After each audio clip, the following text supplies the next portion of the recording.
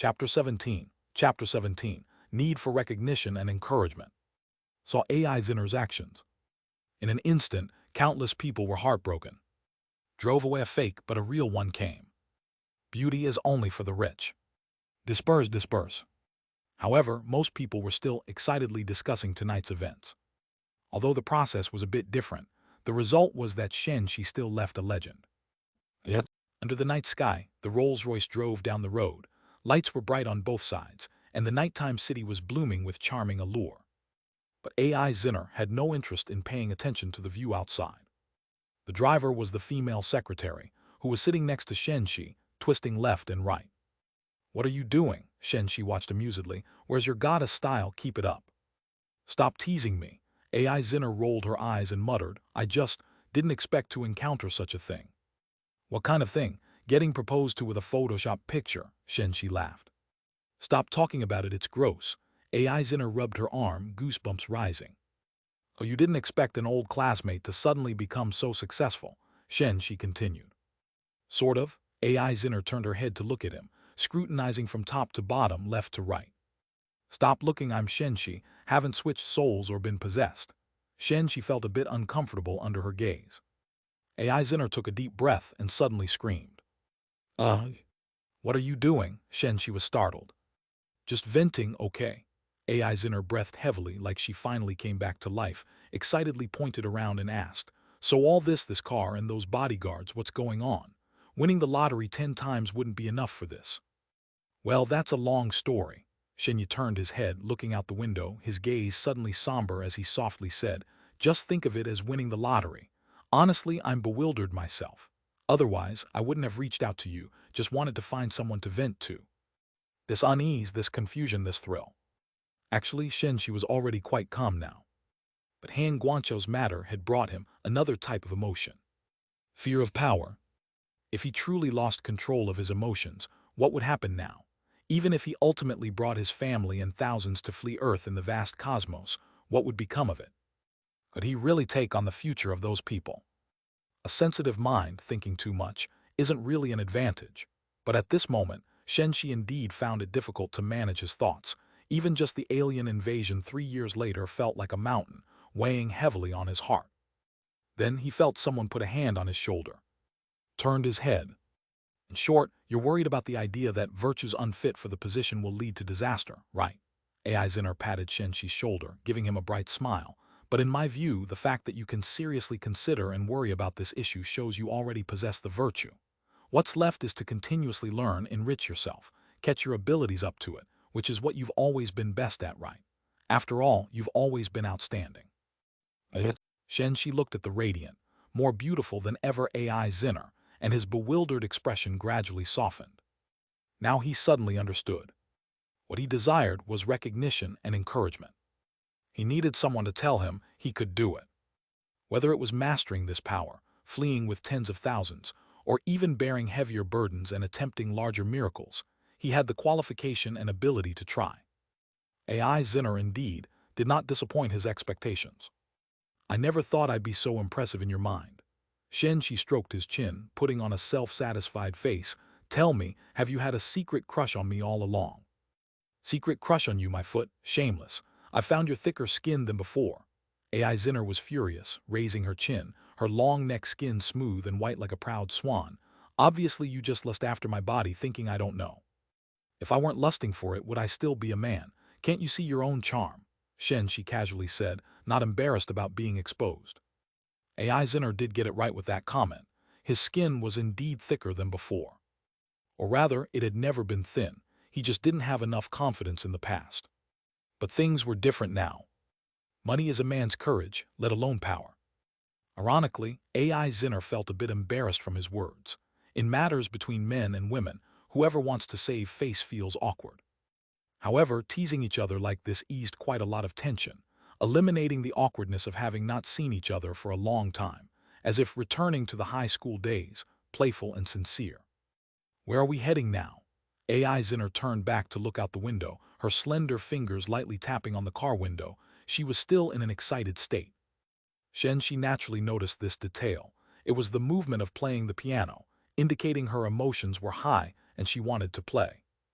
He thought for a moment and asked, "Are you returning to the dorm tonight? What are you planning to do?" AI Zinner quickly turned her head, shrinking back her neck, inexplicably feeling a bit weak. He hadn't thought about it, but the past goddess-like Miss Ai's posture now indeed stirred Shen Shi a bit. His gaze involuntarily lowered, crossing the soft curves, fixing on her waist. She was wearing a loose dress now, so couldn't tell much. But Shen Shi knew well how slim AI Zinner's waist was. Once her piano teacher even remarked, saying she had more talent for dance than for piano. However, Shen Shi once thought it was nonsense. Miss Ai's pride wasn't just her slim waist, her figure would look suggestive in any dance. Piano was better, dignified and graceful. As he stared intently, AI Zinner felt somewhat intolerable. "I warn you, don't entertain any improper thoughts." She crossed her arms, slightly incoherent. "I know your mom." Shen Shi looked at her speechless.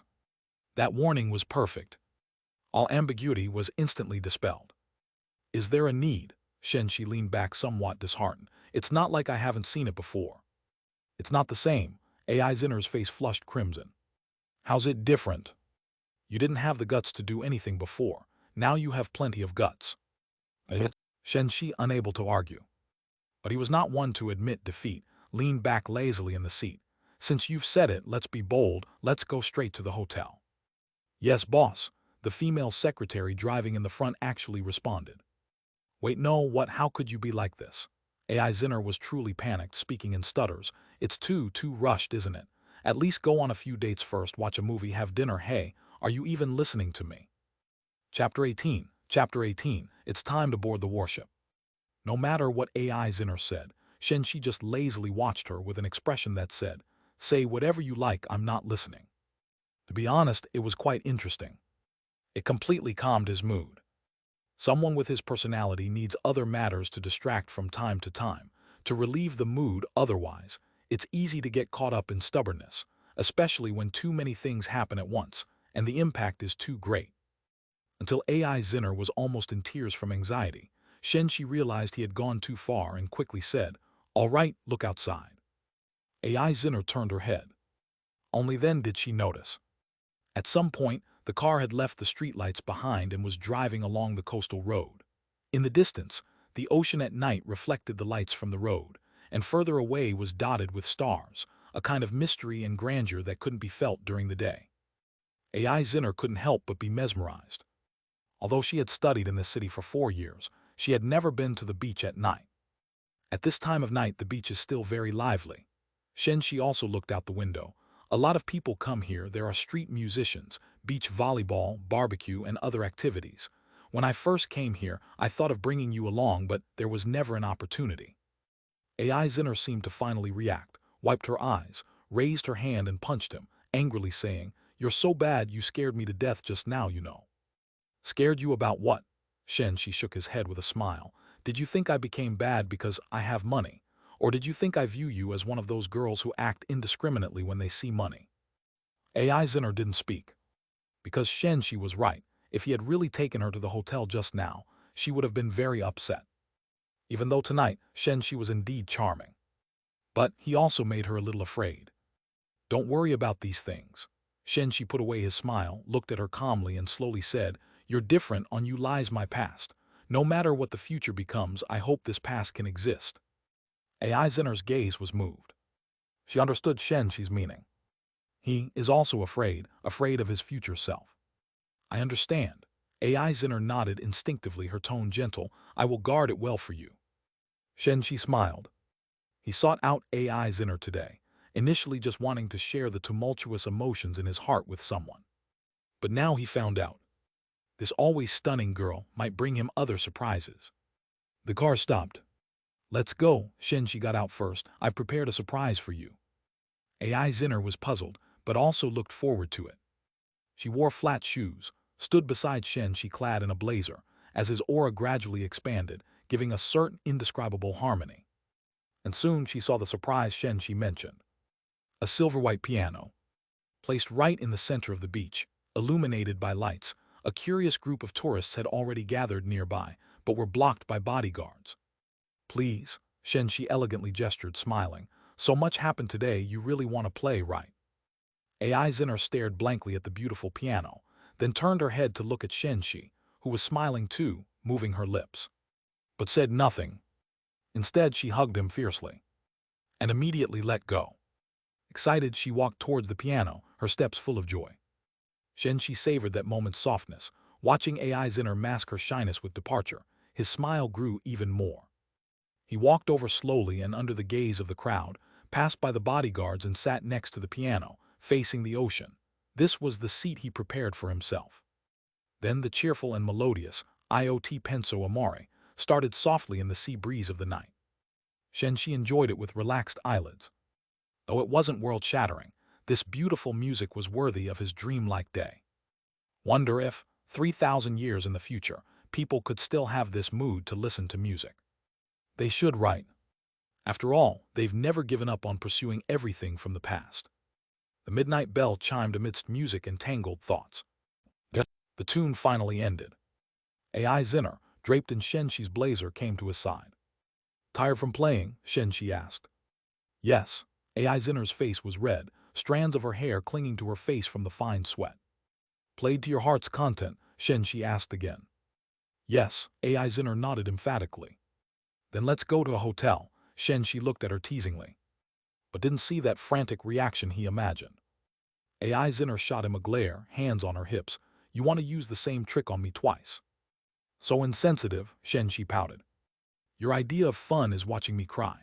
AI Zinner's forehead pulsed with veins, but she chuckled herself, grabbed the water bottle next to Shen Shi and took a big gulp, then exhaled forcefully. This day, I might never forget it my whole life. I'm about the same. Shen Shi shrugged, stood up, walked a couple of steps toward the ocean, where AI Zinner couldn't see, his gaze profound. During that time just now, I figured out some things. There are matters only I can attend to, and if I do nothing, I fear I'll regret someday. AI Zinner watched his back, opened her mouth, but in the end only asked softly, will there be danger? Rest assured, Shen Shi's lips curved, you know how cowardly I am, I wouldn't do dangerous things. Then I'll support you, although I might not be much help.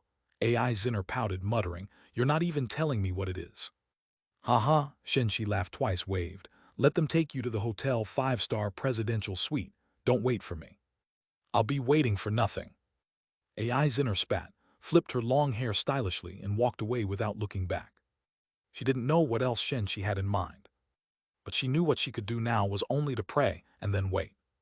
Thinking of this, she couldn't help but touch her feverish face and press her chest, feeling the restless pounding of her heart. Unwilling to admit verbally but physically, wasn't cooperating. Her face burned even more. Shen Shi watched until AI Zinner got into the car and left. The detector made from simulation transforming material had confirmed that no other people were near. With just a thought, the lights on the beach and road that were bright all night flickered and extinguished, as if disturbed. Shen Shi turned around. He had indeed figured out some things and made a decision. So it was time to board his own cosmic battleship. Chapter 19. Incredibly Real Ghosts. Since Shen Shi made a transaction with the future this morning, the rest of the day and evening have been quite a spectacle. Scenes that could only exist in his imagination, no matter how unrealistic, have now become reality today. And all of this is simply through those 38 tons of simulated metamorphosis material. The shape-shifting bodyguard, secretary, luxury car, with a complete grasp on the internet, whether it's making money or hacking into the traffic system, altering surveillance, or even adding license plate information, all of this is child's play. Moreover, it's able to reveal any secrets that someone tries to hide on the internet. With just a thought, the control program inherent in the simulated metamorphosis material solves everything for him. It could even be said that just relying on this, he can summon rain and storm in this society and on this planet.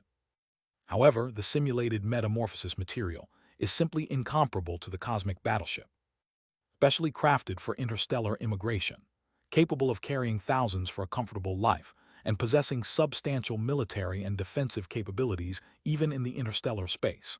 It's no exaggeration to say that just this cosmic battleship is enough for him to rule this planet. Power, status, beauty, money, all within arm's reach. However, Shen Shi has always instinctively remained cautious and uneasy towards this formidable power, because he knows very well, if it weren't for the constant warnings from the alien invaders 3 years into the future, If it weren't for him retaining some sense of clarity, he fears he would have long been lost to this kind of power. The brief surge of malicious intent tonight serves as the best proof. For ordinary people, rationality might not necessarily outweigh emotions. Everyone understands reason, but the situation where a petty person becomes arrogant is still common. Shen Shi is already outstanding among ordinary people, but not to the extent of handling such power without losing composure. Therefore, he even contemplated temporarily sealing this warship, but remained indecisive. But now he has come to another decision. AI Zinner is right. Shen Shi looked up at the starry sky, muttering to himself, the awareness of the issue of virtue unworthy of this position, and being cautious about it is already the virtue required to control this power, and what's left is to believe in myself, control myself, and let myself grow quickly. In the next instant, the warship from his personal space emerged on this silent and dark beach. Yet there was only a sudden gust of stormy wind. Because the entire cosmic battleship was still in an optical invisibility state. But Shen Shi could still clearly feel its existence through his personal terminal. "Let me board the ship." With just that command, an invisible force enveloped his body. His form slowly levitated. The technology from 3,000 years later is actually more exaggerated than Shen Shi imagined. For instance, at this moment, this technology that can precisely confine an invisible force field to a small area, making it impossible to understand the principle, could even impersonate a superpower user with telekinesis. At least, if someone were here now, they would see nothing but a man slowly flying into the night sky under the gaze of a group of men in suits. Would their first reaction be to think it's a cosmic battleship? No, they might fear it's a spiritual chi revival. Even Shen Shi at this moment felt the surge of a novel sensation, an emotion that was involuntarily excited. Until he entered a ripple, that giant black sphere suddenly appeared in front of him. Smooth, mysterious, enormous, this is his cosmic battleship. Even more astonishing than what he saw in the virtual trading market. As Shen Shi pondered how to get inside, the approaching shell suddenly churned like a viscous liquid, splitting open like a surface of water, revealing a neat gap from which gentle light like spring sunshine spilled out. Shen Shi watched, dumbfounded. The metallic exterior turned out to be liquid. It's a good thing there was no one else around at this moment, otherwise just Shen Shi's wide-eyed, gaping-mouth reaction would have had no dignity. But at this moment, who cares? Shen Shi was completely immersed in shock and excitement, with every unexpected facet bringing him tremendous satisfaction. Because everything is his. Until fully entering that gentle glow, and the entrance closed once more, did Shen Shi feel that solid footing again. He was standing on a white floating platform, about 4 or 5 square meters. In front of him was a white spherical space, its area not small, around the size of a medium warehouse. Aside from the clean and neat, softly glowing curved walls, there was nothing else. At this moment, a voice transmission suddenly came through his personal terminal to Shen Shi. "Welcome back, Captain. I am your warship's assistant, the central AI of Wogd." The voice was a soft female one. "Since this is your first time on board, would you like to activate a ghost for a personal tour?" Ghost? Shen Shi was taken aback. The sudden appearance of such a word as ghost in this tech-filled place was indeed strange. "I apologize. I couldn't find a more appropriate term in your common language." Shen Shi realized that it was still the fault of the times. Just like certain modern terms, taken to ancient times, would certainly leave people bewildered, unable to understand, and forcing them to use words like ghost or god to comprehend. However, he maintained a strong curiosity. "Activated. Please confirm my appearance." A scene emerged in Shen Shi's mind, an image he instinctively imagined. AI Zinner. Miss I's presence is indeed quite strong in this regard. With a thought, he erased that image, because using a familiar person's appearance for this kind of AI representation felt very odd. He thought for a moment, picturing an individual with short silver hair, a gentle face, a robust physique, dressed in a dark tailcoat butler uniform, paired with a crisp white shirt and gloves, a dignified, fastidious old butler, and this image appeared in his mind. Who knows how it was done, as he clearly hadn't worked out detailed aspects, but the displayed details were precisely what he wanted. Couldn't be more satisfied. "Confirm," Shen Shi thought for a moment, then added, "Name it Sebas." This was a name of a character from an anime, fitting the image quite well, so Shen Shi used it without much thought.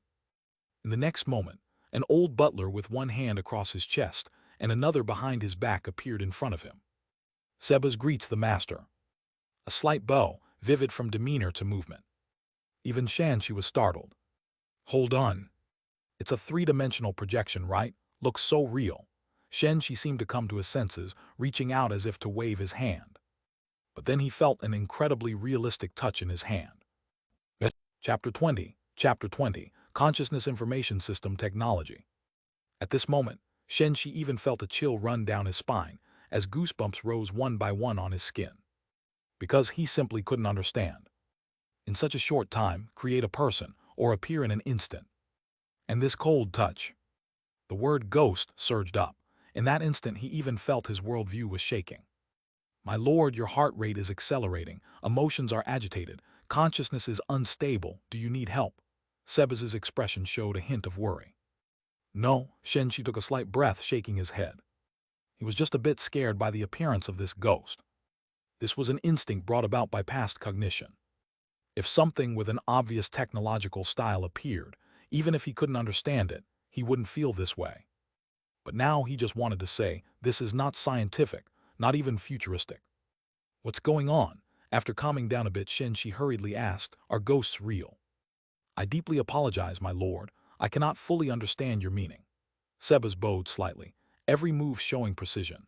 However, this form is an information complex constructed based on primordial energy.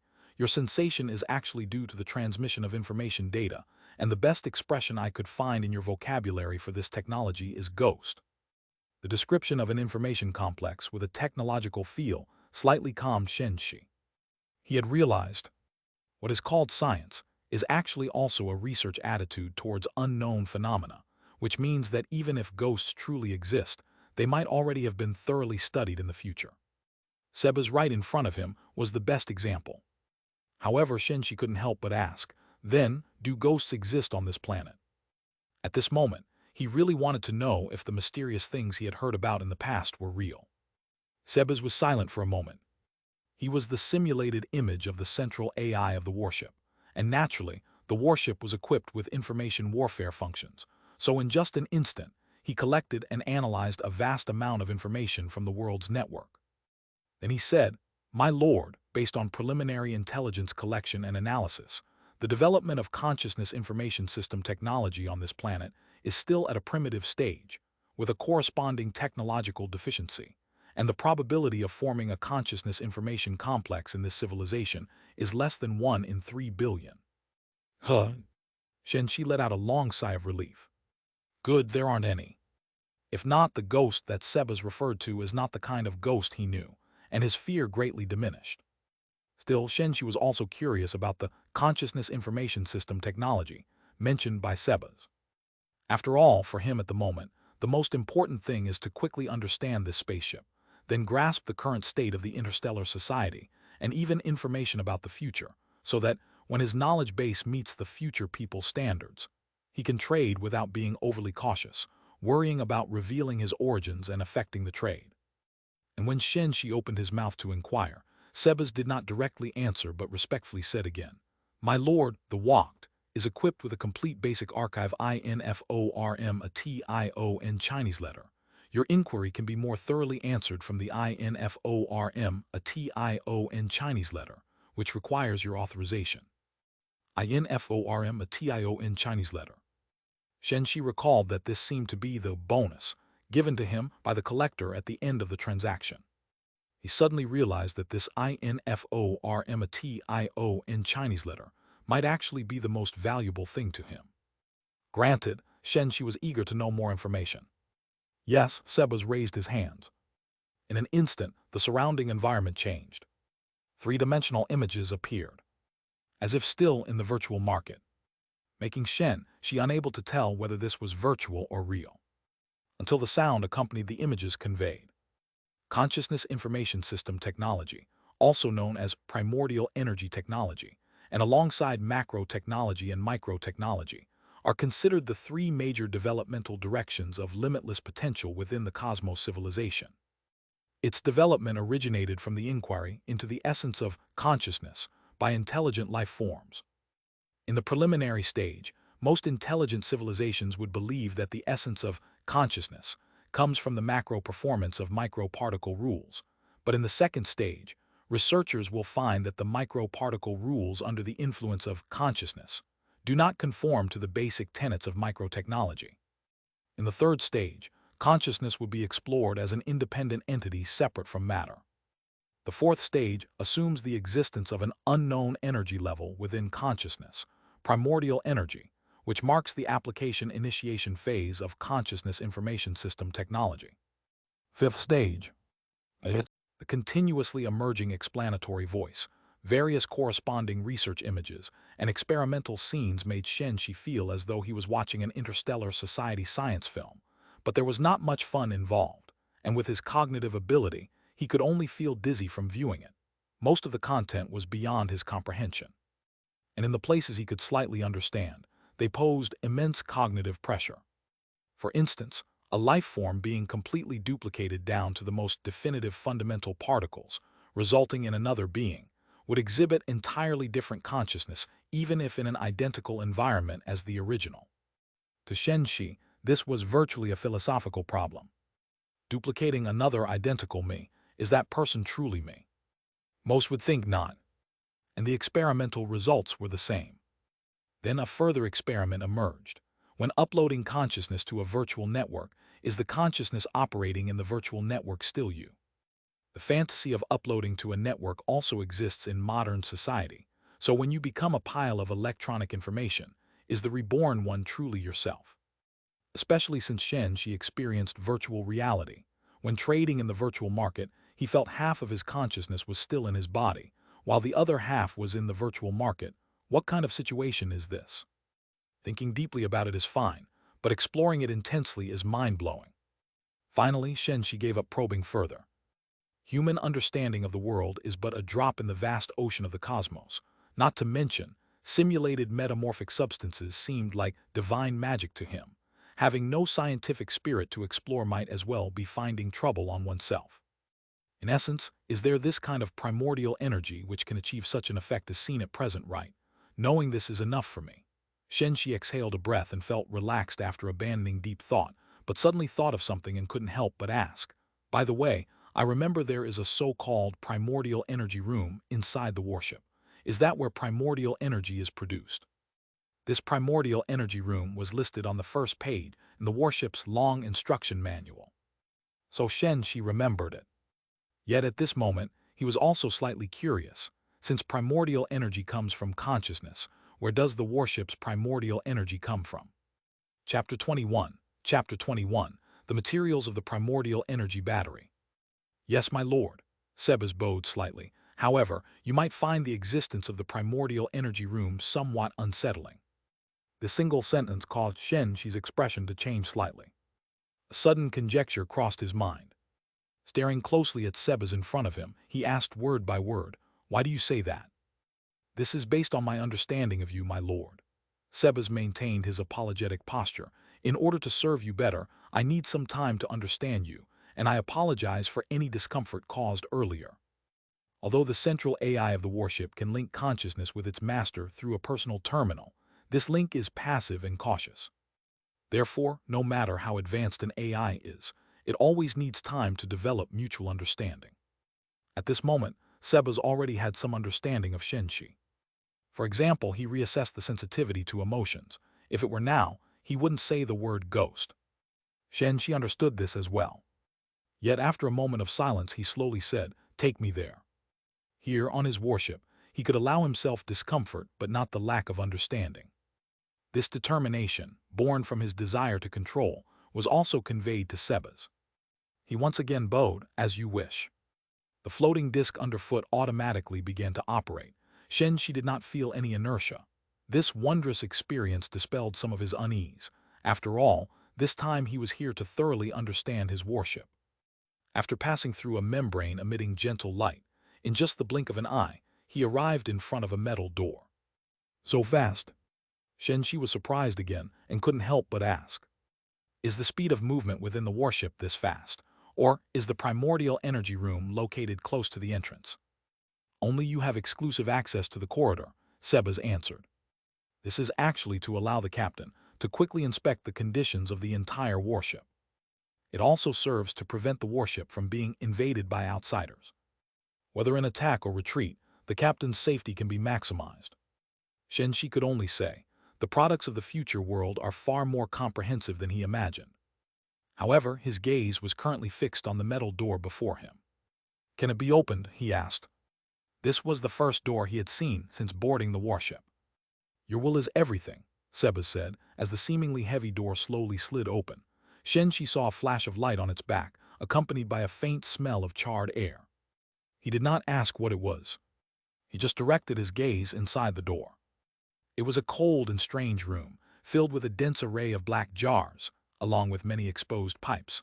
What made it strange were the patterns on the walls, including the floor, which were slowly changing inexplicably. Just by looking at these patterns for a bit longer, Shen Shi felt dizzy. It was as if he were watching hypnotic patterns. Quickly, he turned his gaze away, not focusing on the patterns, and his senses immediately improved slightly. Could this be the discomfort that Seba's mentioned? Shen Shi relaxed slightly. His gaze fell on the jars. What are these? He asked while stepping inside, his steps somewhat lighter. Primordial energy batteries. Sebas replied, but did not follow him inside, merely continuing, My lord, you should not approach closer than 40 centimeters to the primordial energy batteries. You might experience a consciousness impact. Shen Shi instinctively halted. But at this very distance he felt it. Coldness, despair, oppression, and bewilderment and fear. This persistent stream of emotions from outside felt like mist enveloping him bit by bit. His expression changed. This feeling reminded Shen Shi of the time in the virtual market when the collector lost control of his emotions, resulting in a consciousness attack. Although it's a completely different feeling, and although this level cannot compare to the collectors at that time. Nonetheless, what exactly is inside? Shen Shi's throat moved, his expression somewhat frightening. E5-type primordial energy battery. Sebas responded unchanged, but the cultivated tacit understanding took effect. He seemed suddenly to understand Shen Shi's meaning and continued. The raw materials come from a wise civilization called Middleton, under the E-level civilization of the Mude system, the 5th-generation individual. Shen Shi remained silent. Even though he did not know what kind of civilization Middleton was, the words wise and individual were enough to imply that inside these jars were intelligent creatures. Intelligent creatures like humans. Locked in here as batteries, forever emitting such despair. Shen Shi held his breath, pursed his lips, said nothing, and then retreated. There was no notion of releasing them to cause trouble. But he still endured some unspeakable emotional impact. Until the door closed, after a long time he slowly exhaled a sigh of relief. What is the Mude system? He asked. Explain it in a way I can understand. You can regard it as a powerful interstellar social system. Seba's tone gradually slowed. At the top of this system is the ruling class, Pasture Master, under which all subordinate civilizations are divided into 7 levels, sorted by letters. G level is the lowest, typically being primitive races invaded, captured, and bred by force. Pasture Master. Shen Shi had heard this name from the collector. The original statement was, no civilization within the Pasture Master's territory would dare to sell immigrant warships to us. Why wouldn't they dare sell? Thinking about the alien invasion 3 years later, some logic seems already clear. Shen Shi turned and closely stared at Seba. Tell me, what level is humanity? I allow you to search the independent information library for the answer. It's D level, my lord, Sebas responded quickly. Will they be made into primordial energy batteries? Shen Shi asked again. Every 12 mother star years, it is required to submit sufficient benefits, otherwise, 5% of the individual count will be taken as punishment. Seba's tone slowed even further. Clearly, the deepening, tacit understanding already enabled him to know what discomfort these words would bring to Shen Shi. However, this time, there was no trembling of Shen Shi's body. Because this was the answer he had already guessed. No wonder, he said softly. No wonder more, stronger warships can't be bought. No wonder the collector would say those words. The humanity of 3,000 years later still never achieved real strength. Chapter 22, 3,000 years of human history. Above, the vast boundless starry sky is far more dangerous and cruel than humans could ever imagine. just like in the images Shen Shi initially saw. The Earth-Star era is declared over, and the Dark Starry era begins with a full-scale invasion war. In the beginning, humans, as a primitive race being forcibly invaded, were only the lowest G level. One after another, people like him were stuffed into those black containers, used as batteries, sold and used, with even consciousness and emotions reduced to mere tools. 3,000 years, from G level to D level. What did humans experience? And what did they pay? Shen Shi dared not think, dared not know. But he already understood. When a race is labeled as slave, even in the vast starry sky, it's hard to find a place to settle. One can only pray to escape to an unknown place, then hide timidly, living a completely closed and terrified life. Yet thinking about it, it is somewhat ironic. Even future humans 3,000 years later can't really be called powerful or even free. Every 12 years, 5% of the population is threatened, but he, because of this cosmic battleship, must strive to control his swelling emotions. In the end, it's because his perspective, vision, and mindset are too weak at the moment. Even the rich covered in wealth may struggle greatly, but a poor person would scream in excitement upon finding a small piece of gold. Even now, he still has thoughts like escaping with tens of thousands to uninhabited places to survive might not be so bad. After all, it is far better than the fate of billions who remain here. Isn't it? However, reason suggests that there is a difference between leaving without trying anything and leaving after trying something. Even though Shen Shi initially wanted to flee and traded for the cosmic battleship to escape, at this moment, he still couldn't help but feel a slight impulse to resist. Even the pasture master can't have the ability to span 3,000 years, Shen Shi whispered in his heart. If his abilities and ambitions could be elevated to a certain degree, perhaps he wouldn't just want to change the fate of modern human civilization, but also the fate of humanity 3,000 years later. In the next moment, without using Sebas, but directly ordering the central AI in his mind, Shen Shi's figure instantly arrived in a vast room. This is the captain's room, the largest room on the entire immigrant warship. It seems empty, yet it is equipped with a simulation effect for all things, allowing the void here to become everything through formless force fields and primordial energy-based informational content. At least at this moment, as Shen Shi walked through, sunlight, beaches, the ocean, and even a gentle sea breeze appeared in the room. Shen Shi marveled. Technology changes life. This phrase isn't an exaggeration. Currently, in the whole of human society, only he could enjoy such a dreamlike extreme technological experience. But he wasn't here just to enjoy. Sitting on the beach chair, he naturally adjusted to the most comfortable position. Let's begin, starting with 3,000 years of human history. In an instant, beams of light screens appeared in front of him. Yes, Shen Shi was here to learn. AI Zinner's words were quite right. Since realizing his shortcomings, he must strive to learn and grow. Shen Shi now knew what the Independent Information Library, gifted by the collector, was: a backup of information, a part of the publicly available information in future human society.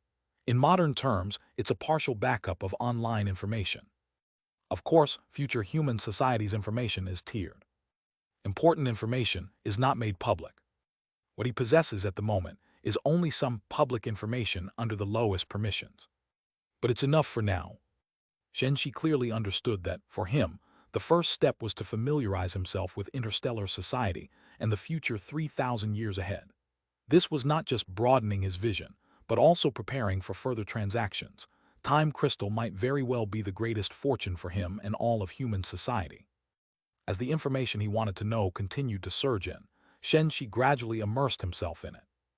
At this moment, he hadn't yet decided whether to do something, but he believed that his future self would provide the answer. This is confidence in one's ability to grow. The effects of learning on the ship were even more dramatic than he expected, not only because of the comfortable environment, but also because the existence of primordial energy could greatly enhance his mental state. Just a 10-minute nap could feel like sleeping for 10 hours, leaving him full of energy. The physical burden also had ways to be alleviated. The central AI always changed the environment, adjusted learning content, provided food, and played music at the most opportune moments, keeping him in a good state for extended periods.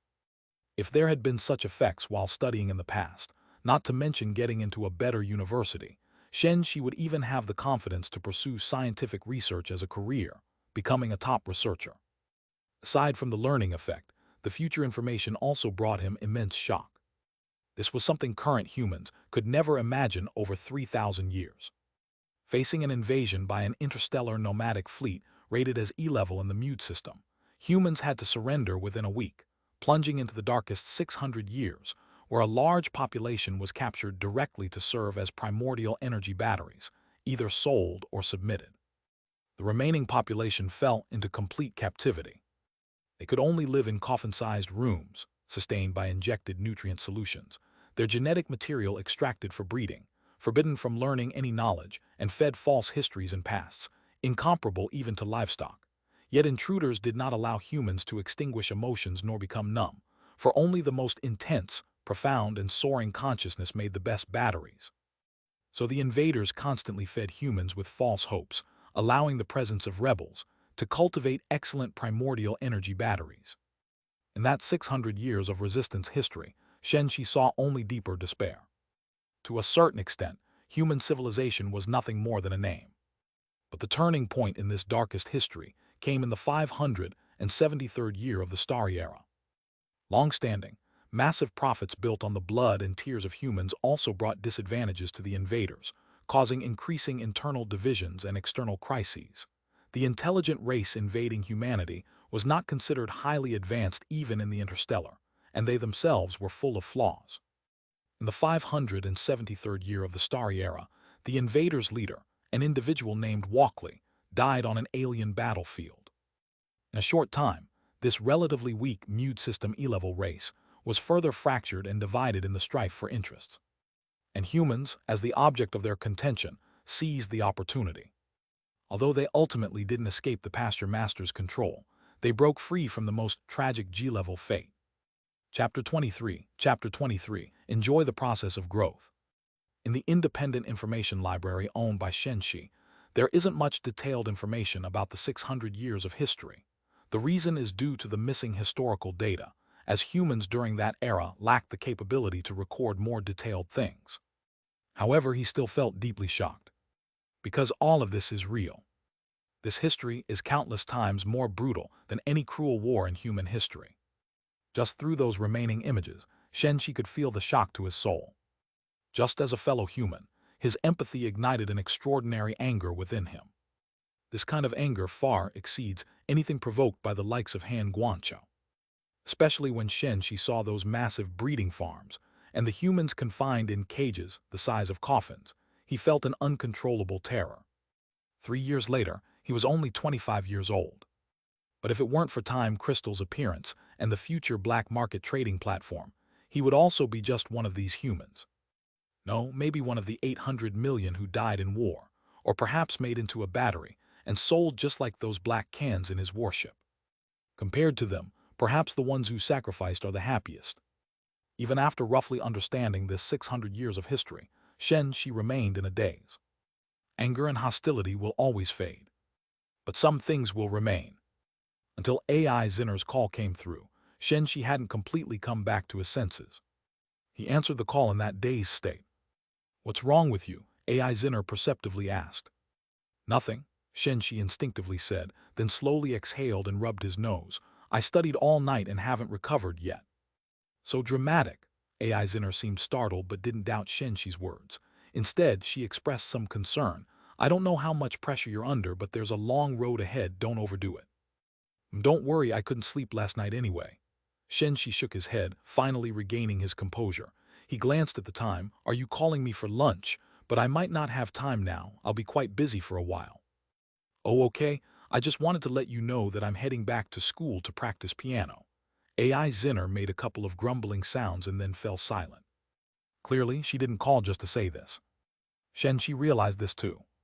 "If there's something, just say it," he said. "Pussyfooting around isn't like you."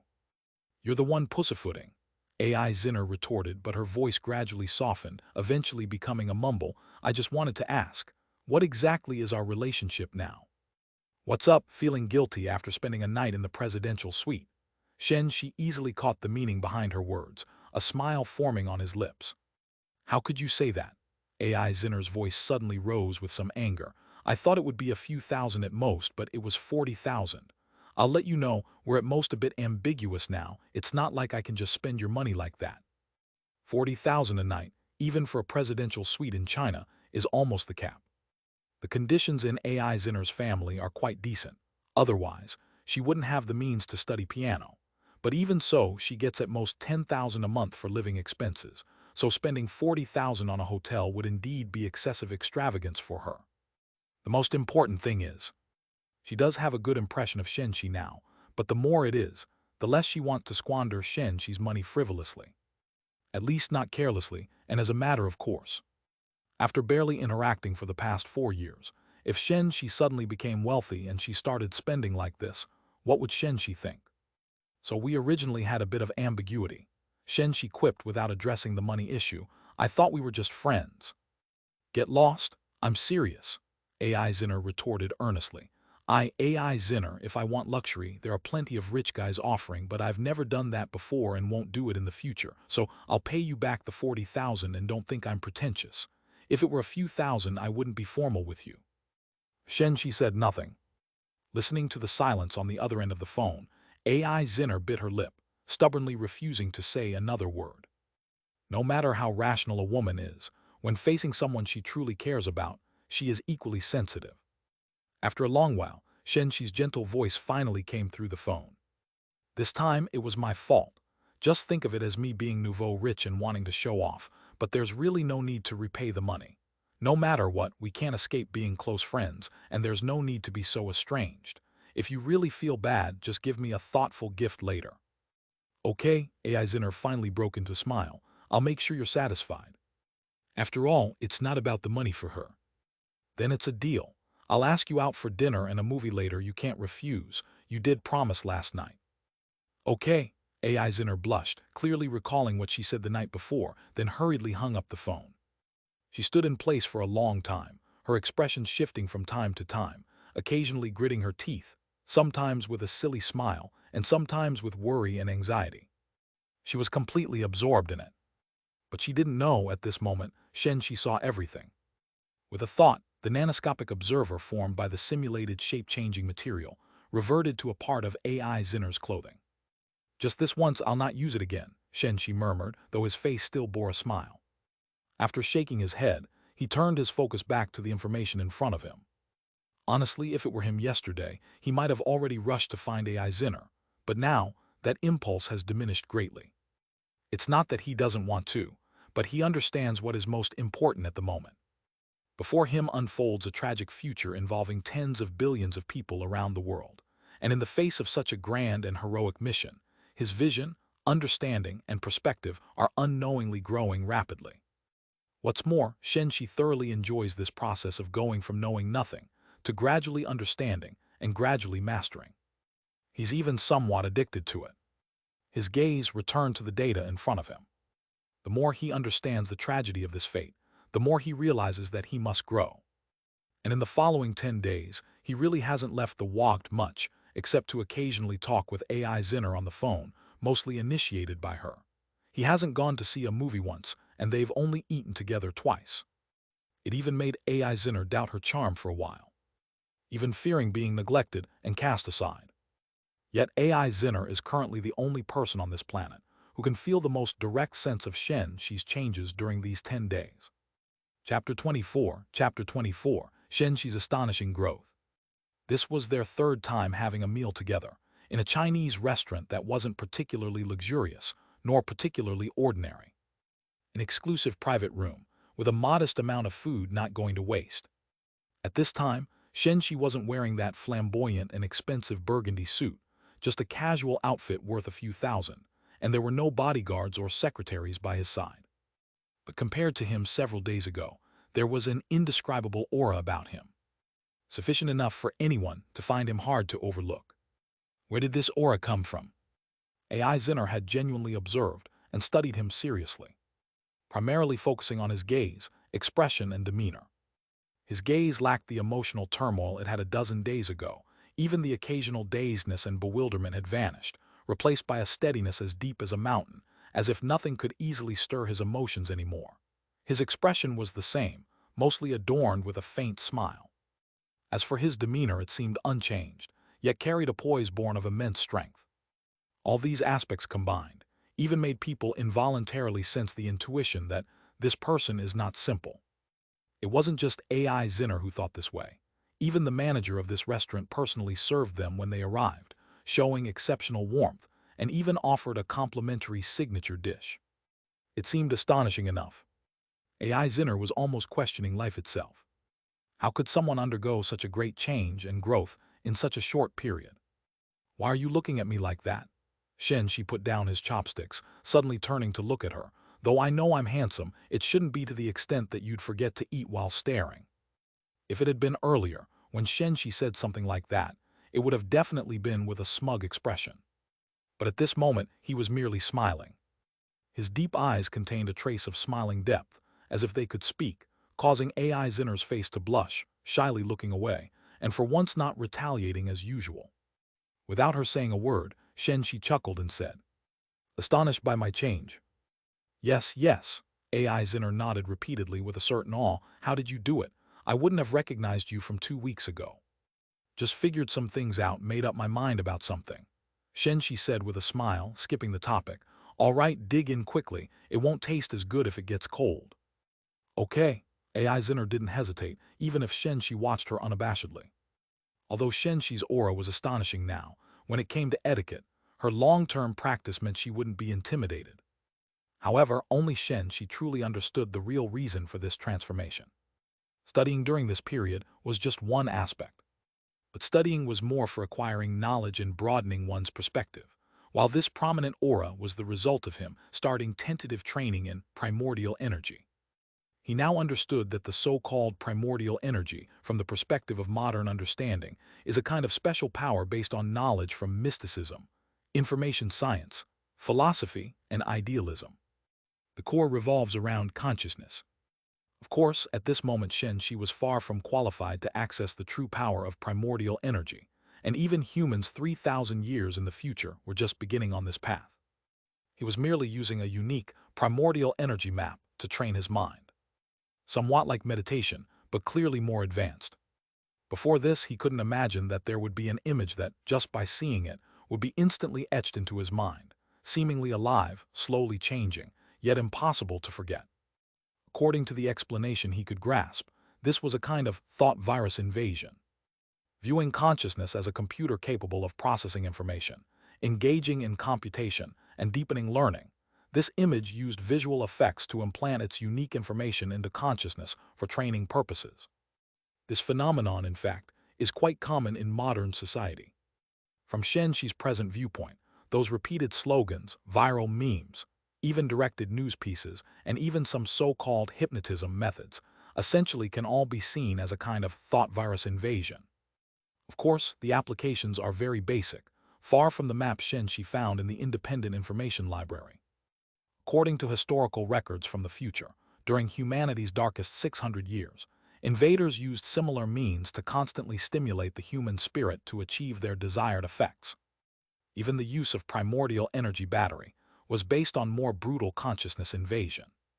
And the primary purpose of primordial energy rooms on ships was to resist and defend against such attacks. This also heightened Shen Shi's understanding of the dangers of interstellar space. Even consciousness itself could be exploited and attacked. However, recognizing the harshness did not prevent Shen Shi from utilizing this power. Instead, it prompted him to want to master it quickly, to grow stronger. After enjoying the perfect meal and giving a good assessment, AI Zinner looked at Shen Shi and asked, "Are you still going to study afterward?" Even though she didn't know what kind of knowledge Shen Shi was going to study, she could tell Shen Shi had indeed been in a learning state during this period. The last time she had seen him like this was back in high school.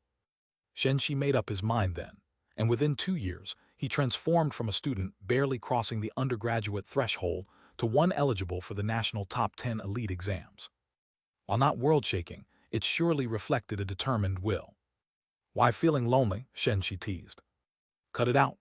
AI Zinner pouted, then said proudly, "My dedication to practicing piano is not much less than your dedication to studying. Growing through hard work is never a bad thing." Yes, AI Zinner was originally attracted to the industrious type. Otherwise, she wouldn't have gotten close to Shen Shi during school. However, Shen Shi shook his head, stood up, and said with a smile, "Then you should marry a researcher who lives in the lab 24 hours a day. Too bad, I'm destined to be a capitalist. Today marks a temporary end.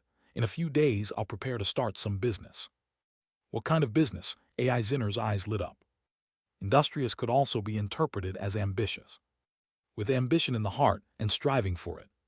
The passion, zeal, and hard work bursting forth during this process was what AI Zinner loved the most. You'll find out then, might even shock you.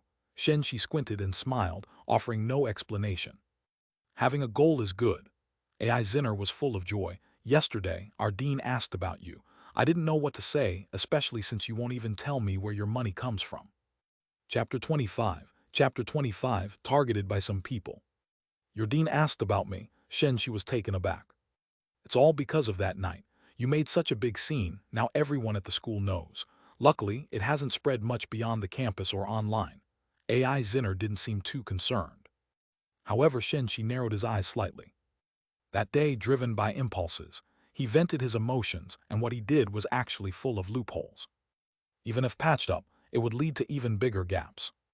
After all, these were a dozen luxury cars whose real origins couldn't be traced, and dozens of bodyguards with unknown backgrounds. Yet, coincidentally, the license plate information of the cars was recorded in the traffic system. He even deliberately controlled the spread of this matter on the internet. To put it bluntly, if someone capable and interested focused on it, finding the gaps was inevitable. Simulated metamaterial can invade networks, but hasn't reached the point of distorting memory cognition. So, numerous nanometer-level detectors, imperceptible to the naked eye, spread out as the metamaterial transformed, combined with immense personal terminal computation, and soon Shen Shi understood everything. Indeed, he was being watched, which was entirely expected, considering he threatened bankruptcy for an entire family and created such a commotion. It was inevitable he'd be investigated. However, it's not a big deal. Things were indeed done roughly that day, but from start to finish, Shen Shi never thought about hiding his prowess or posing as a fool. And now, having made plans and determined what he wanted to do, there was even less to worry about. Currently, the official investigators couldn't fathom the reasons behind his actions, merely investigating, not daring to act, and couldn't keep constant tabs on him. In time, whatever they want to do won't be feasible. What's wrong? AI Zinner noticed Shen Shi suddenly dazing off and couldn't help but ask. It's nothing. Shen Shi didn't intend to burden her with worries. He simply asked with a smile, "Are you practicing piano tonight?" "Why, feeling lonely?" AI Zinner playfully returned Shen Shi's words. "Yes, yes," Shen Shi answered unabashedly, extending his hand towards her. "Walk around with me, hand in hand." This made AI Zinner somewhat bashful. After a long while, she finally reached out her hand, blushing. "Shopping is fine, but don't get me any expensive gifts. I haven't prepared what you wanted yet." "All right, you can pick for me, surely that's okay," Shen Shi laughed. "Sure, I won't even complain about your clothes' sense of style. Leave it to me, and I guarantee you'll look brand new." "Who are you calling your elder sister? I've already said I'm older, want to see my ID." "It's just a tone of expression. Why are you always fixated on this? Typical guy." Honestly, Shen Shi really enjoyed the process of interacting with AI Zinner. During his school days, his attention was only on her pretty face, her striking figure, her piano skills, and her academic performance. All these were enough to evoke a romantic stir in any teenage boy's heart. But entering college, trying to run his own shop, and interacting with various people made him realize how rare such a girl truly was. Capability, poise, personality, appeal. Like a stream between mountain forests, lively and agile, clear and enchanting. Encountering such a girl in his first love, Shen Shi always felt it was a kind of blessing. Meanwhile, not far from where they had left after dinner, inside a black car with obscured windows, two individuals were observing them. The person in the passenger seat picked up a walkie-talkie. "Captain Cheng, the target has left, they're not driving. Seems like they're taking a walk after dinner." "Understood, continue watching. Be careful not to be discovered." "Understood." After turning off the walkie-talkie, he couldn't help but complain to his partner. "We've seen plenty of couples, but this pair really stands out. One practices piano 10 hours a day, the other spends all day reading in hotels. When they're together, it's both warm and restrained. If all young people in our country were like these two, our country would surely be strong." That's their quality, not to mention how many pretty girls can you find like her. The partner remained motionless, eyes still closely monitoring Shen Shi slowly walking down the street. Moreover, your judgment needs improvement. This guy is anything but simple. Well, simple wouldn't need us watching over him, right? Those 10 luxury cars and the bodyguards haven't found them yet. It's not just about that. The partner squinted, his tone seemed slightly amazed. According to the files, 11 days ago he was just an ordinary college student, started a small shop, using loans. But look at him now, there's no hint of a nouveau rich about him. He's really something, the other person realized too. They were actually seeing Shen Shi for the first time, given that Shen Shi spent most of his time reading in hotels. But upon comparing to information and even past photos and videos, differences are evidently noticeable. Especially when a little over 10 days ago, this person exuded obvious flamboyance. But now, his gaze is steady, expression calm, posture composed. Even while holding such a stunning beauty, his focus remains mostly unaffected. To maintain steady gaze seems simple in words, but really isn't easy. Even seasoned celebrities would have wandering eyes occasionally, more so in relaxed settings, yet this young man in his early 20s managed it. Not to mention, just this presence alone isn't so simple to cultivate. Maybe he's inherently high quality, the person in the passenger seat whispered finally. Possibly, the driver nodded. But in that instant, both froze for a moment. Because not far away, Shen Shi suddenly turned and glanced at them, smilingly with a calm demeanor. Yet in that moment, they felt as if they made direct eye contact with Shen Shi.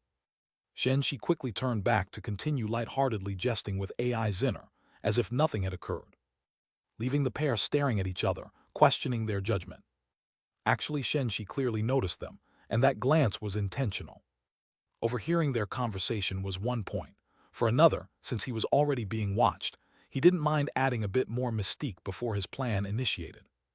Of course, it shall be timely. He had no ill feelings towards these people, and held some respect, as the stability enjoyed in the past as a regular person depended on their protection. However, heroes, this term to him wasn't fondly nostalgic.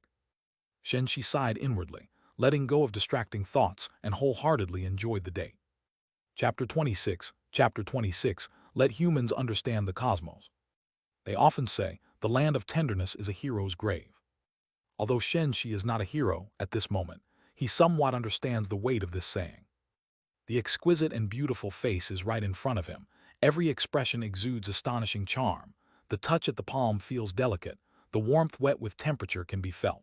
And most importantly, the youthful stirring from his boyhood rises continuously, drawing closer with joy that is hard to describe. Once a white moonlight that could only be longed for but never reached, but now the moonlight is in hand, soft jade in arms. How many men can withstand such temptation? However, the changes brought by primordial energy become evident. If it were before, he would probably want to be glued to AI Zinner for 24 hours. After all, many heroes have fallen for love and affection, and Shen Shi does not have such strong self-control. But now, no matter how stirred his emotions are, they are firmly restricted to a special realm in his mind by the pattern, reminding him constantly of the difference between controlling emotion and being controlled by emotion. It's truly amazing, Shen Shi whispered. What's so amazing? AI Zinner tilted her head and looked at him, her long straight hair swaying slightly with the movement, gleaming under the street lamp. It's about time. Shen Yi didn't answer but raised his wrist to check the time and laughed. Are you renting your own place now? I'll take you there. But it's only 9 o'clock. AI Zinner pursed her lips, her eyes showing a bit of reluctance. It's heart-stirring. But unfortunately at this moment, Shen Shi's gaze is clear, his expression unchanged, just smiling while he explained. I need to do some planning once I get back. Well, all right. AI Zinner was obviously a bit disappointed, but when she raised her eyes again, she resumed her frank posture, lightly laughing. Tonight was really fun, although you have become somewhat unfamiliar to me still. She released Shen Shi's palm, retreated a few steps, her hands behind her back, looking him up and down, her lips curving. Men with a bit of mystery are actually more charming. Shen Shi just smiled.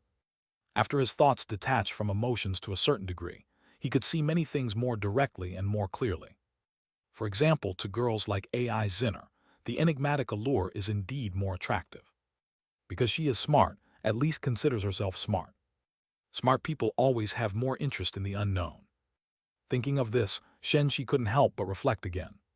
Primordial energy is truly miraculous, though it temporarily cannot increase his intelligence. Merely enabling him to control emotion is enough for him to transform, surpassing most young people in the world, truly a dragon among men. By 10 o'clock in the evening, after sending AI Zinner back, Shen Shi also returned to the hotel. Since he got wealthy, he moved here directly. Aside from the luxurious amenities, the hotel's private butler can easily solve various trivial matters. Whether it's dining or wanting something, just a word is sufficient.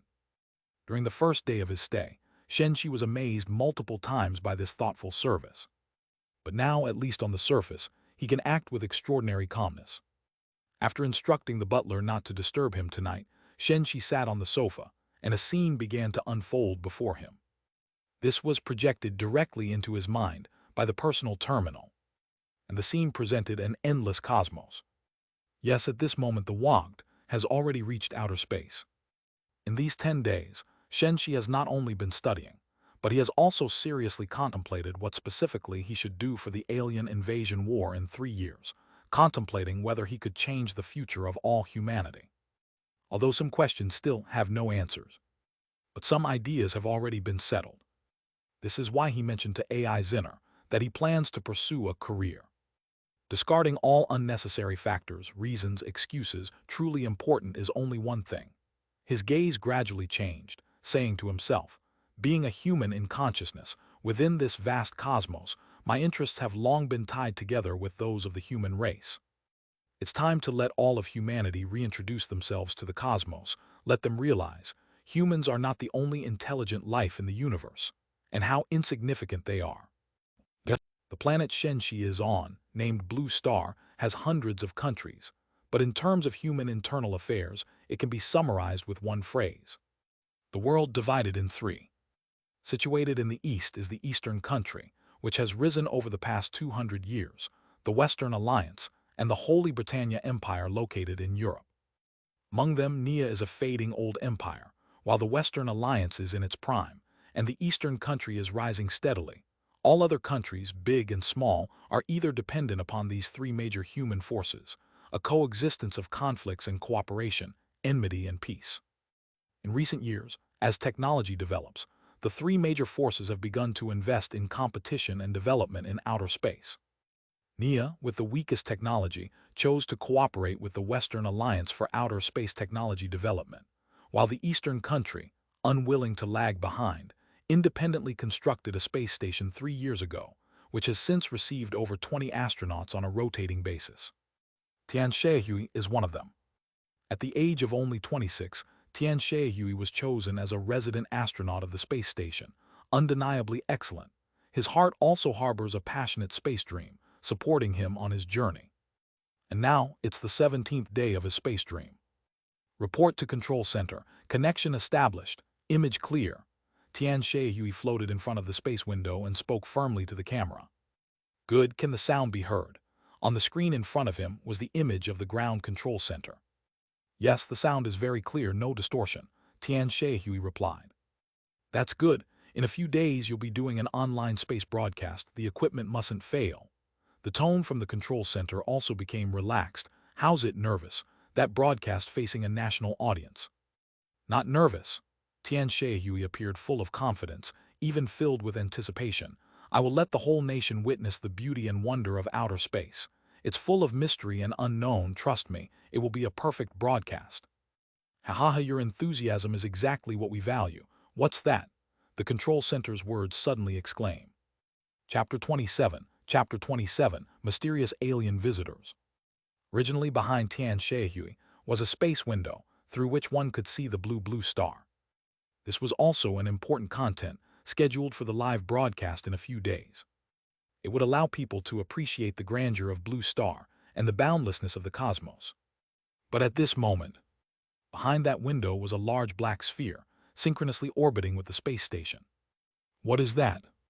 No one knew how this black sphere appeared, but its sudden appearance left everyone who saw it dumbfounded. And the control center gradually erupted with noise.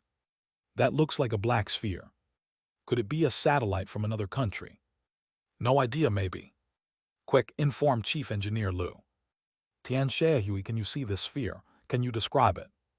Someone seemed to have thought of something and quickly asked. After all, through the lens, it's not as clear as the naked eye.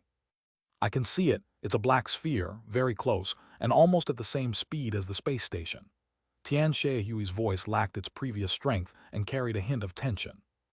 Outer space holds many wondrous events, such as the mysterious auditory hallucinations described by predecessors. But among them, there's definitely nothing like the black sphere before us. What is that? This question at this moment appeared in everyone's mind. Some people had a terrible suspicion, but dared not speak. Finally, Lu Yuji, Chief Engineer Lu, responsible for the entire space station project, hurriedly arrived.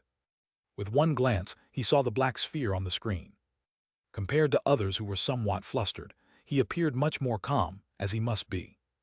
Can the radar on the space station detect that black sphere?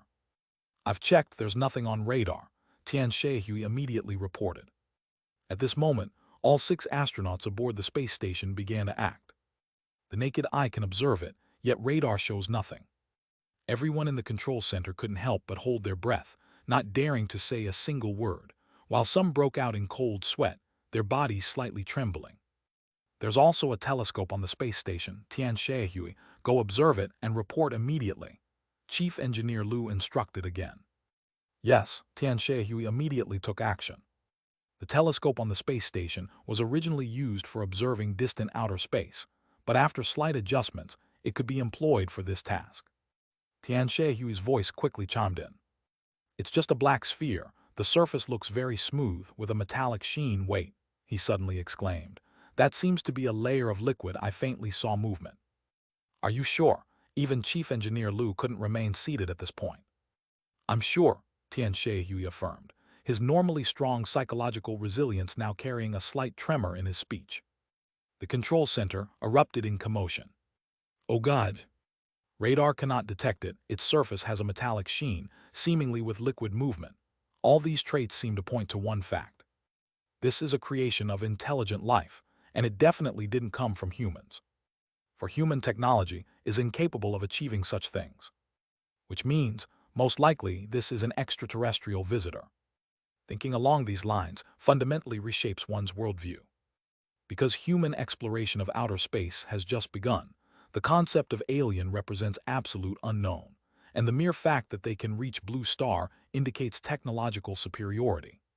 What kind of life are they? Where do they come from? What level is their technology? What do they intend to do? Is this black sphere some kind of weapon, a probe, or an envoy?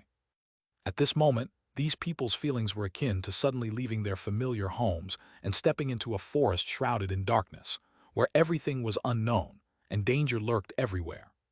Quiet, Chief Engineer Lu shouted, suppressing the noise, and then said in a deep voice, activate security protocols.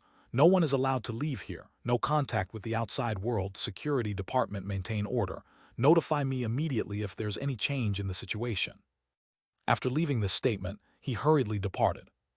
This was already beyond his capability to handle. It must be reported. The people left in the control center looked at each other, many turning pale. They couldn't imagine, on what was clearly an ordinary day, such dreamlike changes suddenly occurred, and possibly the entire human history and future might start to pivot from this day. Just then someone suddenly exclaimed, "It's moving, it's moving." This person was already somewhat incoherent, but everyone looking at the large screen gasped. Because the black sphere that had been relatively static with the space station suddenly started moving. Its speed wasn't fast, but this movement sent a shiver through the hearts of countless people. Originally, some still had a certain fantasy, thinking the black sphere might be some unknown natural phenomenon in the cosmos, maybe just a special meteorite, but this motion defied orbital mechanics, shattering that fantasy in an instant. This black sphere must possess engine power. It definitely is some technological creation. So, very likely it originates from outer space. And the 6 in the space station had their expressions tightened, each staring at the black sphere with wide eyes. At such a close distance, they couldn't believe the sphere hadn't detected them, and if it launched an attack, then in the vast void, only one outcome awaited them. The people on the ground were equally tense. If that black sphere attacked the space station, it would mean that this extraterrestrial visitor harbored malice toward humans. At the very least, it didn't come in the name of peace. However, under the tense gazes of everyone, the black sphere neither approached the space station nor launched any attack. It merely leisurely circled once, then directly departed the orbit, flew in a certain direction, leaving the space station's observation range. This caused many to let out a deep sigh of relief. And only then did the 6 astronauts in the space station realize that they were drenched in sweat. The youngest, Shen Shi, tightly clenched his fists. He wasn't afraid of death. As an astronaut, as a pioneer in his nation's and humanity's exploration of the cosmos, he was originally indifferent to life and death. But he was indeed scared earlier, fearing that mysterious unknown extraterrestrial visitor held malice toward humanity. Yet no matter what, from this moment on, outer space that he once infinitely yearned for still remained extremely mysterious, while also shrouded by a shadow. Chapter 28, Symposium on Unknown Entities. Shen Shi was naturally, not deliberately trying to scare people. He didn't have such a bad taste, and even if he did, under the condition of controlling his emotions, he wouldn't easily turn it into reality. The reason for revealing this situation was to see what kind of attitude the current human leadership has when facing unknown extraterrestrial visitors. Cautious or carefree? Fear or joy? Confidence or humility? Cooperation or each fighting on their own? These reactions will determine his next action. Although Shen Shi decided to do something for humanity and his own future, he also had to be wary of the existence of foolish teammates. Even the race that invaded humans 3 years later was ultimately destroyed due to internal conflict, allowing humans to turn the tables. This shows that certain traits of intelligent life are common. Furthermore, he had already made up his mind that, regardless of the situation, the time crystal that could bridge 3,000 years should never be exposed. That is a miracle never seen before in the entire cosmos. Once exposed, the consequences would be unbearable for Shen Shi and humans. This also means he cannot put everything in the open. He must find a way to seize important initiative. Next, go to the International Space Station and also check out the satellites of various countries.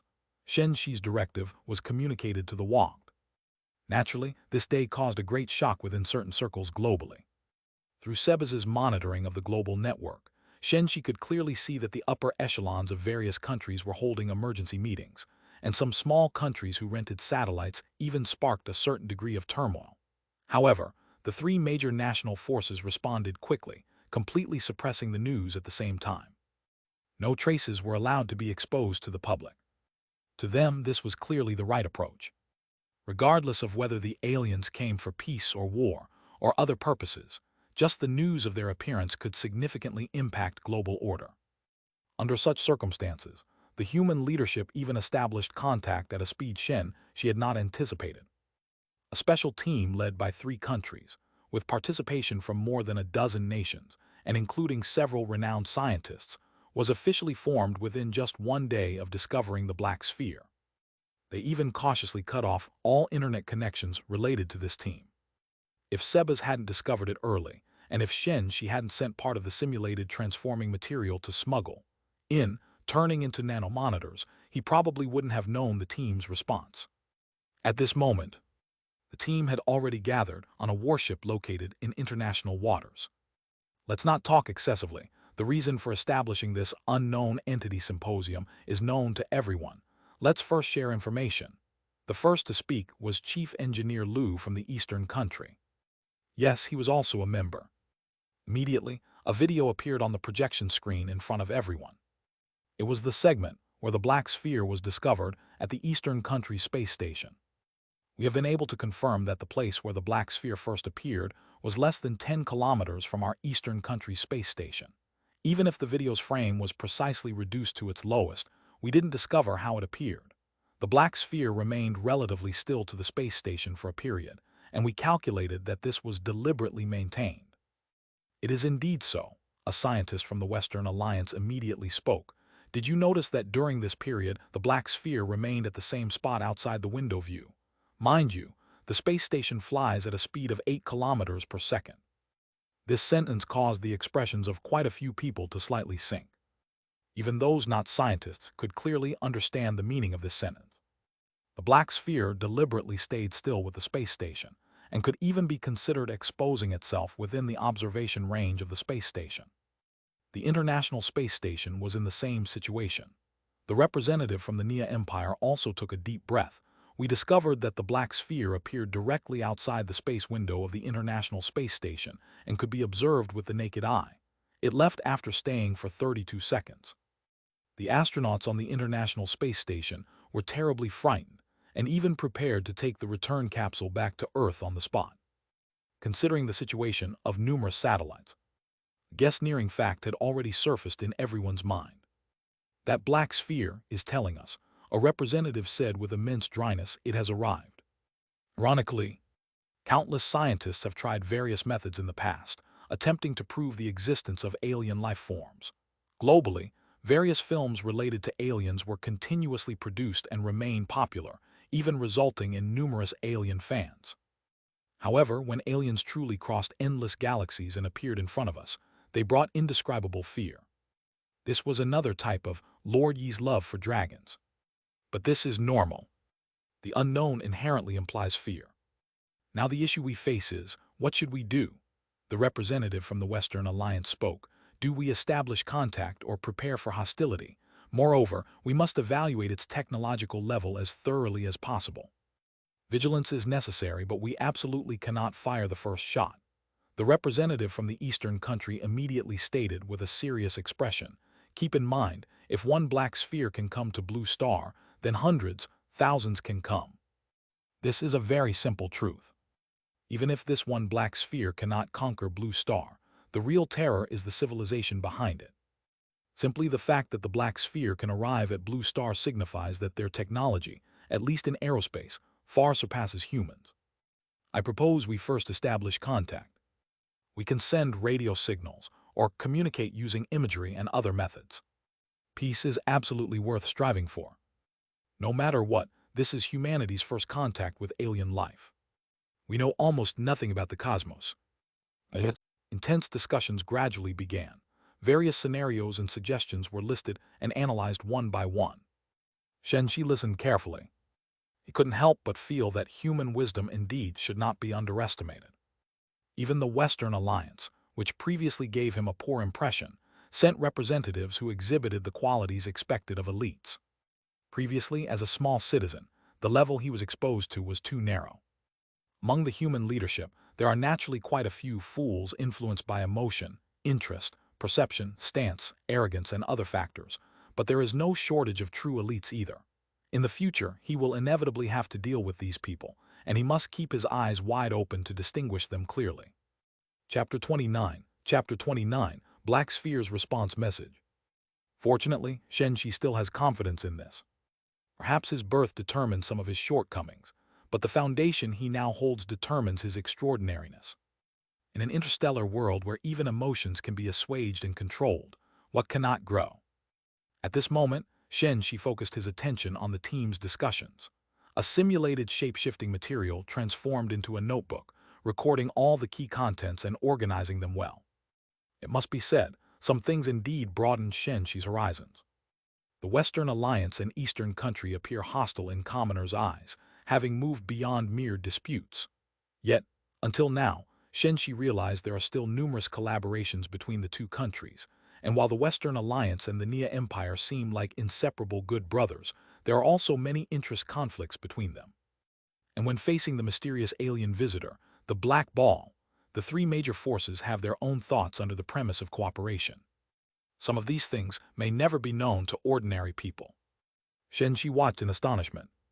While love and hate might dominate individual relationships, when it comes to collectives, it's more about interests. Unconsciously, a day and a night passed, and the symposium on the alien visitor finally yielded some results. Not merely preliminary agreements of various cooperations, but also deciding to proactively probe the Black Ball's purpose. Once the decision was made and authorized from above, the major radio telescopes on Blue Star directly sent wireless signals towards the Black Ball's location. The content of the signals was also meticulously designed, including sound, pattern coding, and text encoding. All information was expressed in every conceivable way with two words: peace. At this moment, Blue Star was like a toddling child, facing a giant hidden within black mist, cautious with every move otherwise, who knew if this behemoth would suddenly reveal an iceberg and crush them underfoot.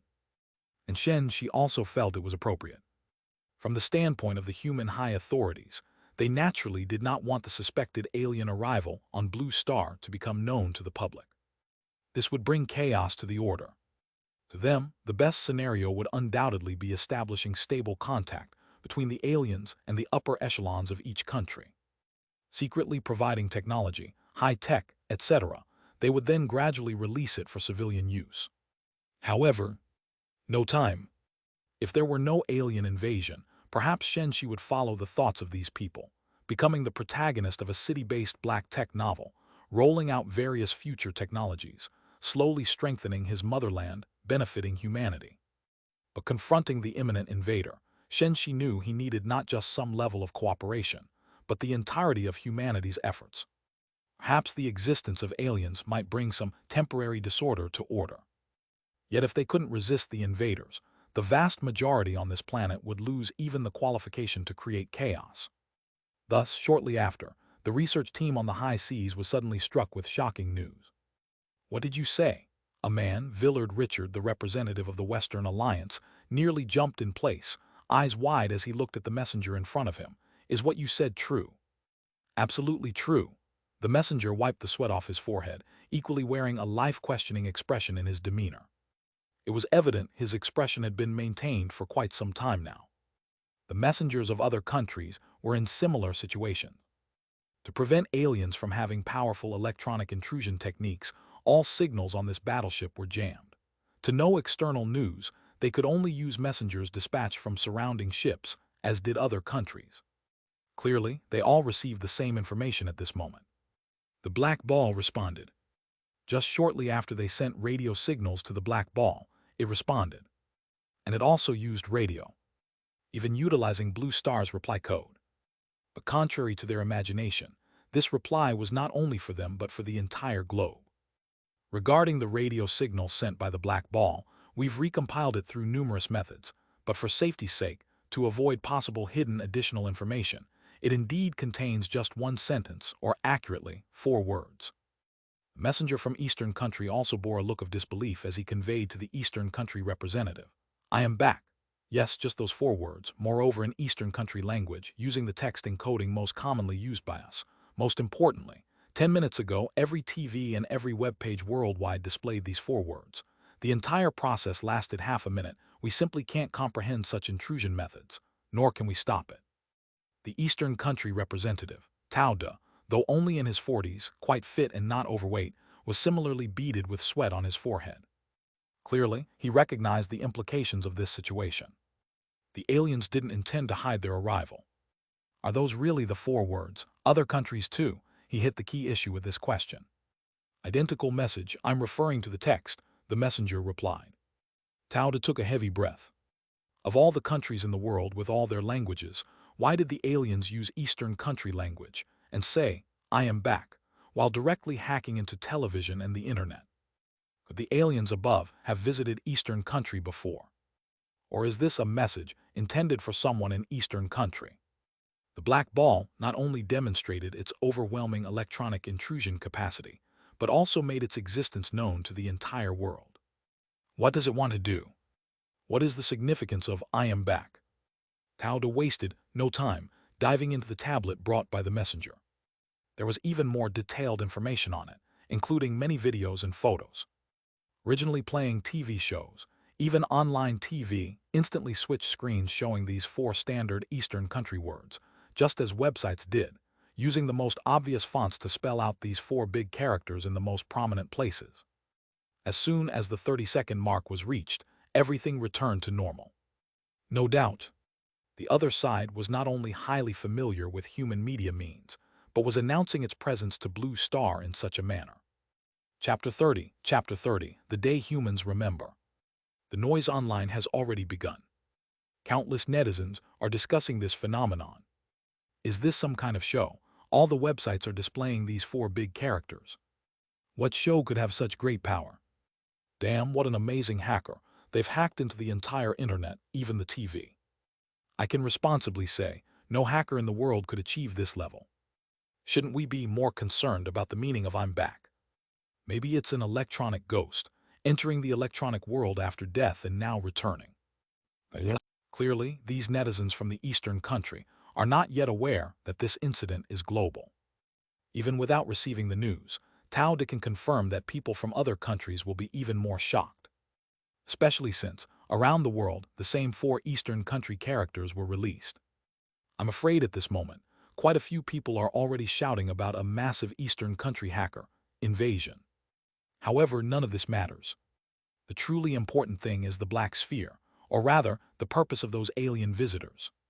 First, they exposed themselves to our view, then they spoke to the public. And then what? What will they do next? Just when Jade was deep in thought, Villard had already brought representatives from other countries to face him. Mr. Tao. Villard's face was serious. You probably already know the situation. Now, representing over a dozen major countries of the international community, I question you. We seriously suspect that the Eastern country has hidden important information from us, which is extremely irresponsible to all of humanity. Stop sowing discord, Villard. Jade looked at him disdainfully. I can say with responsibility that we, with an attitude responsible to all humanity, have shared all known information. But you've only shared less than 1/10 of the videos your satellites captured. I should be questioning if you're hiding key information. Then how do you explain that the aliens are using your language? Villard pressed further. How would I know that? Jade said unhurriedly. Perhaps it's because the alien friends believe the Eastern country language is more suitable as a representative language for humanity. Or maybe the alien friends prefer our Eastern country culture. After all, the Blue Star people know we have the most brilliant, splendid, long and profound cultural heritage in the whole of human civilization. And how do you explain I'm back? Villard emphasized his words. Perhaps the alien friends have been to our country before. Jade still had a nonchalant tone, but we indeed have no knowledge of it. With the aliens yet to be determined friend or foe, you keep calling them alien friends. Hasn't the Eastern country already sided with the aliens? Isn't this all part of your plan? A representative from a small country behind Villard couldn't help but jump forward to accuse. Before knowing whether they are friend or foe, approaching alien friends with peace, isn't this the common ground we just agreed upon and you signed it too? Or do you hope it's alien foes instead of alien friends? Can you represent your country's stance? Jade frowned slightly, returning the accusation without mercy. You? The series of exchanges made Shen Shi click his tongue in amazement. One would hardly imagine, just dozens of minutes ago, Villard and Jade were shaking hands closely, finalizing a cooperation with laughter and a harmonious relationship. However, that's enough. Shen Shi muttered to himself, not planning to lay groundwork for long. The next steps had already begun. Within 10 minutes, helicopters used for communication rushed over rapidly, with many communication personnel rushing sweatily towards their representatives. Some even started shouting from afar, "They've arrived! They've arrived!" Everyone's expressions drastically changed. Evidently, in such a context, they could only refer to the aliens. Calm down, take it slowly. Villard even supported the rushing Eastern country communicator, speaking in clumsy Eastern country language. Where did they go? The communicator glanced at Jade, saw him nod, and slowly and clearly announced under everyone's gaze. Half a minute ago, the satellite-monitored black sphere descended straight toward Blue Star, then disappeared amidst the clouds as if it vanished completely. However, before disappearing, its trajectory was direct. The target point is right here. In an instant, gasps echoed around. Some representatives from small countries began to panic. The target is here. Do the aliens know they are here discussing? Why are they coming? No need to panic. Jade frowned, looked around, and said in a deep voice, if the aliens really were to exert force upon us, could we avoid it by going elsewhere? Moreover, presently, it seems more likely for the aliens to not have hostility towards us. Exactly. Villard also seemed to be making an effort to remain calm. It's actually better they're here. Perhaps this marks the beginning of the 5th kind of contact. In the past, some scholars categorized potential alien contact into 9 types. The 5th kind refers to, in some sense, humans actively contacting alien beings or both sides engaging in a conscious and voluntary bilateral contact. This was undoubtedly the contact method humanity hoped for the most. And just as Villard's words fell, everything around suddenly dimmed. Everyone's body stiffened. Without needing to look up, they could feel the immense object in the sky from the shadows on the ground. There was no engine sound, no fierce wind stirred. The massive black sphere arrived before them as quietly and abruptly as an unreal illusion. Even by glancing up, they could see clearly. That black surface, metallic in luster yet seemingly fluid, slowly flowing, and with a massive body at least a couple of thousand meters in diameter, like a towering mountain. Together with the inherent mystery and unknown it possessed. Even though surrounded by a dozen warships of different models, it brought them no sense of security at all. In front of this gigantic entity, everyone at this moment was entirely engulfed by an overwhelming sense of trepidation. This is an alien being. Its mere arrival made this day forever memorable in the entire human history. They had no idea what would come next. All assumptions before were ultimately just speculations. Chapter 31, Welcome to Blue Star. Editor * Henny Translations. The warship did not, in fact, come directly to the open sea as Tao Du and others thought. Instead, it first discreetly picked up Shen Shi at High City before coming here. Originally, Shen Shi had no plans to contact the human elite now. However, after observing them for a day, he gained a general understanding of the people on board. The fact that they could serve as representatives of their respective countries, participate in the discussion meeting about the Black Sphere, and even sign numerous cooperative agreements, meant they held significant status and power. Having witnessed the prowess of these elite human beings, Shen Shi also realized he couldn't let them prepare too thoroughly. This unexpected contact outside their plans would make it easier for him to take the initiative in the interaction. Yes, Shen Shi's approach was highly purposeful. Exposing the warship under the space station and satellites was to test the reactions of human leaders.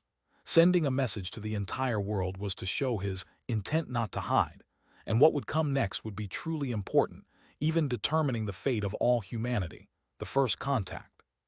At this moment, Shen Shi was seated in the captain's room. Through the projected screen of his personal terminal, he could still clearly see the reactions of the people outside. Even among elites, differences appeared when faced with such unprecedented circumstances. The most outstanding ones were Tao Du and Villard. Now, with the signal on the warship unblocked, everyone was actively contacting their respective countries. Compared to others, panic or even some people's incoherency, their reports were the clearest and most concise, even putting forward their own views and demands. Then they successfully gained the rights and qualifications to represent their respective countries in the first contact with the alien. Begin as planned, Shen Shi said slowly, having adjusted his own state of mind. The primordial energy map in his mind kept surfacing. The primordial energy on the warship, with the assistance of the warship AI, continuously surged into his consciousness. Keeping his awareness highly clear, it even enhanced his control over every part of his body. If not for this, he might not have dared to contact these human elites so soon, because he used to be too easily seen through. Yes, my lord, Sebas bowed slightly. As the warship's AI, he essentially lacked personal emotions, but during this period of familiarity, he had become capable of perfectly executing Shen Shi's instructions. At this moment, the outer armor of the warship began a slow flow, like a stream of water being parted, revealing an entrance. This change was naturally noticed by the representatives of various countries below. Immediately, some people became even more panicked. Stay calm and mind your image. Tao Du intensified his tone as he addressed the people around him. You are the representatives of humanity now. Don't do anything disrespectful. Villard was even more direct. If anyone ruins this contact, just wait for the entire Western Alliance's retaliation. These two statements clearly took effect, as some overly nervous individuals gripped their arms or thighs hard, forcing themselves to calm down. And at that moment, an invisible force field enveloped their bodies. They could sense gravity, yet it felt as though they had lost it, slowly floating up towards the entrance emitting white light. Can't understand it. A scientist cautiously moved his limbs, his face full of shock. Can't feel how the force is being applied.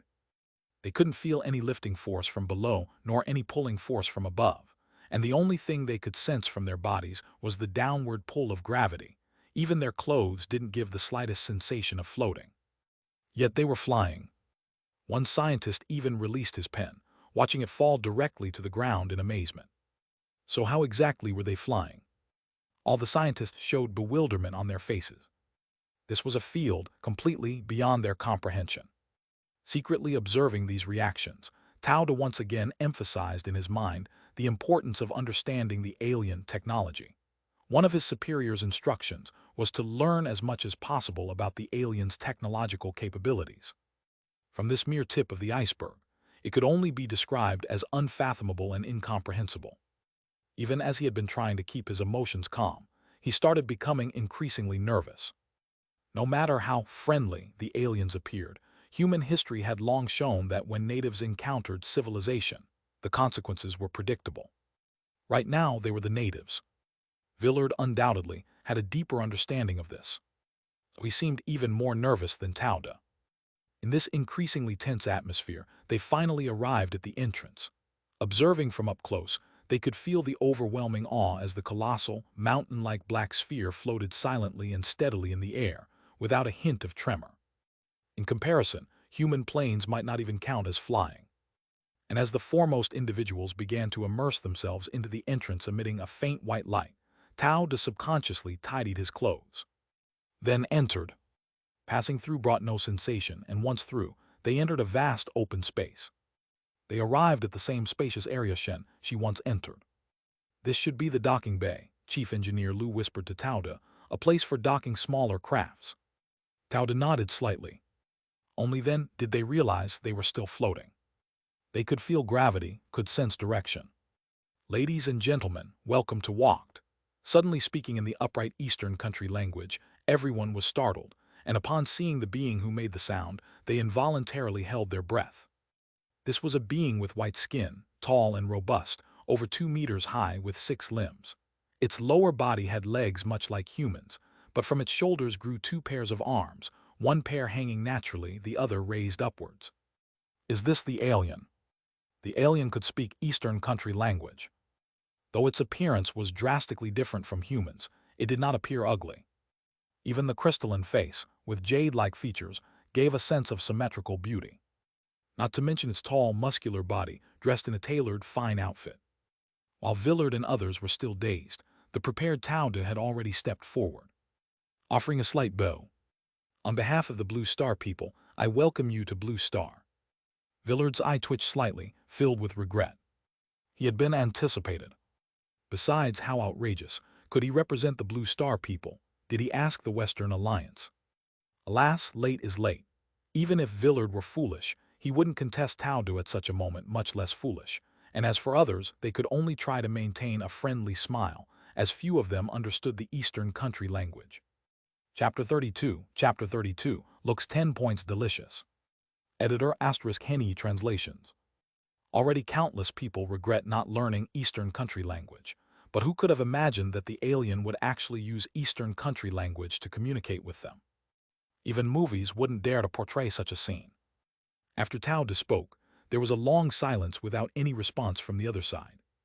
Even Villard couldn't help but hold his breath. In such a situation, any slight reaction from the other side would make them overthink. It was the first time Villard felt this sense of diplomacy of a weak nation. In contrast, Tauda appeared much more composed, maintaining his posture of salutation. After a while, a slow voice finally came from the front. Let's say that when you meet the captain, I don't have the authority to represent the WOG to accept your welcome. Although it was a calm tone, Tauda and Villard could both perceive a sense of indifference from it. The one in front of them, just a crew member of this spaceship called WOGD. Since they mentioned captain, it indicates that there is a clear hierarchy and a ruler on this ship. Tauda and Villard exchanged a glance. They were unsure if this was good news or bad news for Blue Star, for humanity. Because dealing with a collective compared to an individual inherently involves more uncertainties. To put it inappropriately, if their technological capabilities are terrifying to a certain extent, even a captain could possess a status equivalent to an emperor on Blue Star. They could influence billions of people based on personal preferences. Tauda and Villard became increasingly cautious. Their bodies, inadvertently propelled, were slowly flying towards the other side. Behind them was also a vast pale white light curtain.